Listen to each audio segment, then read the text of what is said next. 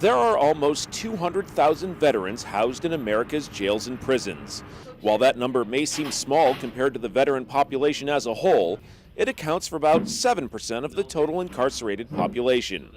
That's why Department of Veterans Affairs staff gathered recently in Las Vegas to attend the 12th Annual Correctional Health Conference, an international gathering of criminal justice researchers, educators, and policymakers. Conferences like these that bring us into contact with researchers of the general corrections population, exposing veterans, teaching about veterans, thinking about veterans as a population is important because it's relatively unknown to outside researchers. In the past, VA representation at the Correctional Health Conference had been limited to just one researcher.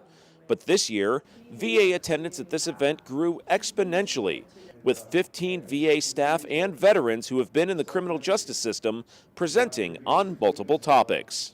I think all of us in our own local ways have been getting the word out and trying to get our communities to know that, hey, VA's here doing justice programming, VA's here to help.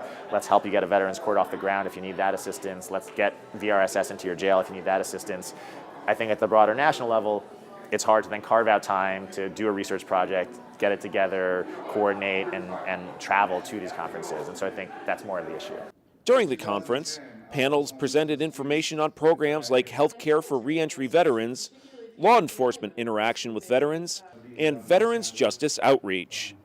The hope is everyone here who's not VA will have seen these projects, heard about what we're doing, gone back to their communities and said, hey, do you know who your VJO specialist is? Do you know who your HCRV specialist is?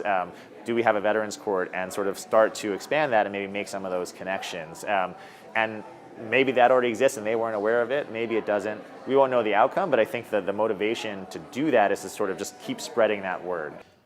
The goal is that by educating people at the conference, it will help keep veterans out of the criminal justice system. That's key because many veterans who find themselves on the wrong side of the law end up homeless. And those two factors make them vulnerable to the VA's biggest clinical priority for veterans. What we're finding with some new data and some new partnerships with the Office of Mental Health and Suicide Prevention is that our veterans who are involved in criminal justice, have a particularly high risk both of attempting suicide and completing suicide. So it turns out that all those same factors that create big risk factors for homelessness really create big risk profiles for suicide prevention. So we're standing up some new partnerships there as well.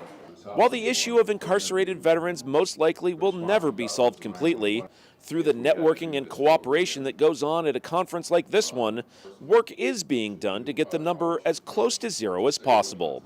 Reporting for the VA's Southern Nevada healthcare system, I'm Joshua Gray. So he did come over and we put together a poster to fight